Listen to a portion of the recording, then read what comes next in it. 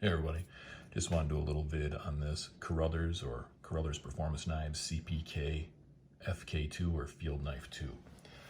It is one I'm very happy with. I usually use a Chris Reeve Nyala and have for years for my fixed blade for deer hunting and for field dressing. And after one and a few other Carothers, I had wanted to give this one a try, even though for some reason aesthetically I really didn't like the point on this one at first. I just had a weird profile I didn't care for. But after using it for a while, I'm glad I bought it. I wanted to give it a try because the other ones had taken so much abuse and worked so well without showing any marks or problems that I really wanted to give this one a try in the woods, and I wanted to see how that Delta 3V would hold up, as the S35 VN or the S30V, whatever it is on my Nyala, has really held up well. So I want to see just how stainless the Delta could be, or the 3V. You see the 3V denoted here with the triangle for denoting his Delta heat treat protocol that he invented, which makes it a bit more stainless than standard 3V and tougher. And you have the Carothers logo, which is always tastefully done. On my other knives, it's down here, but I like it up here. It looks very good, and it's not some big billboard, which I hate about other companies. And then the Lorian Arnold stamp there, who collaborated to make this knife with him. And as always, on all the knives that Lorian is on, I really like the handles.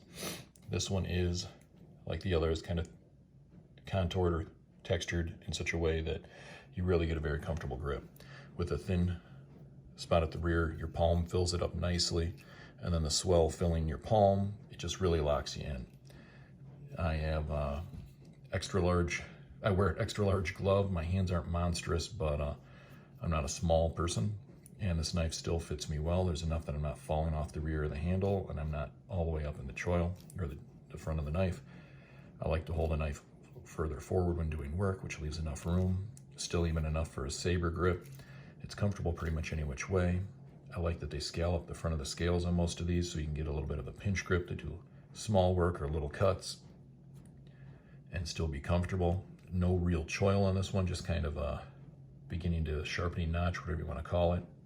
Something there for the beginning of the edge for manufacture. I would have loved if you would have ran that edge all the way back, but I know in production that'd probably be that much harder to do. They contour the knives very nicely to make sure that they're comfortable. I love the fluting on the handles. It's one of my favorite textures. It provides good traction without being so much that it would make your hand sore or a hot spot after use. There's a small thumb ramp as with the others I own. Not obscene in any way, with a little bit of texture to help with the grip. Again, if you're to use the knife a long time, pushing on that, the texture isn't so deep that it would cause hot spots or to hurt your hand, but it is enough that you do notice it's there. I think it errs more on the side of being smooth than it does overly rough. So I prefer that on these, because I've had knives where that is done so poorly that it just really makes the knife no fun to use. I don't think the S grind is on this one, but it could be. It feels more like a legitimate flat. It's not really fat behind the edge at all like I feel on the choppers. It's a very thin blade. It cuts very well. I had field dressed 3 deer in one day, and it would still pop arm hair with no effort, or without even making the skin red underneath it. Very impressive edge I put on these, and the way that the 3V retains that edge says a lot about how much they care about their heat treat protocol, which they're, that's their claim to fame, that and the designs. He kind of does a knife, and then when he's done with it, he's done with it, and doesn't generally come back from what I've seen unless he's making a revision to the knife, kind of like he did with the UF2, where they changed out the handle a little bit. So when you see a knife from him that you want, the best thing you can do is pick it up. If for some reason you don't like it, you'll be able to sell it for what you have into it, or wait a little while and you'll probably make a little money. I've used 3 of the 4 I own. I haven't really used this one yet, but I'll get around to it. But this one I've used quite a lot, even stabbing myself in the hand a couple times while figuring out this different tip geometry compared to what I normally use. And I have to say that although aesthetically I didn't like it at first, it's grown on me quite a bit and I see the usefulness in the design.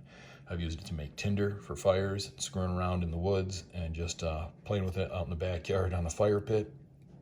And I've grown to really, really like this knife. So much so that I bring the Nyala along hunting because it's been my hunting knife and I have an attachment to the knife. But when I shoot the deer, I reach for that one. Anyways, I appreciate everybody's time. Thank you for watching, and have a good day.